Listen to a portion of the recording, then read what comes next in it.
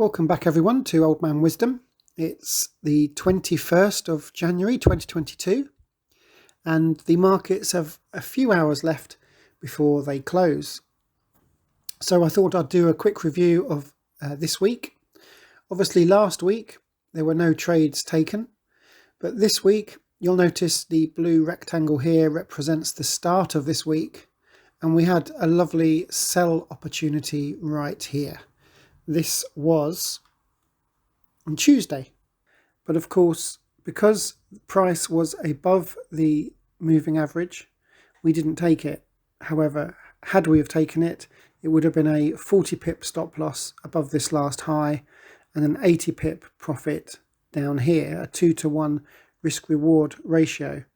But unfortunately, of course, like I said, we didn't take it because price was above the multi-time frame moving average, and this was a sell trade, so we wouldn't have taken it.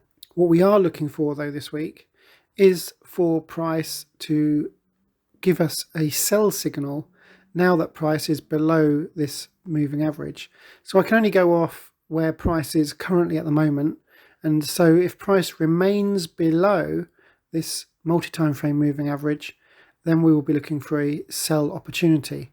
What that means is that the MACD down here has to come up, go slightly above the what I call 3 pip mark here, go near the 0 line, but then drop back underneath to get a sell signal. You'll notice here that this sell signal was because the MACD dropped below this 3 pip blue line here.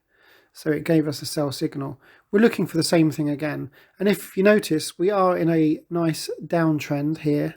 As long as price doesn't break back above this last high and keeps dropping, then maybe we'll see a pullback on the MACD and a sell signal at some point next week. So we would like to see price drop a bit lower, come back up, maybe towards this multi-time frame moving average again, at which point we see the MACD come back up towards the 0 line and then drop to give us a sell signal around about this area. But of course, you know, that's the pattern that we're looking for, a continued downtrend with lower lows and lower highs. So if we get that next week, then of course what we're going to look to do, if price remains below this multi-time frame moving average, is to sell. So that's what we would like to see next week.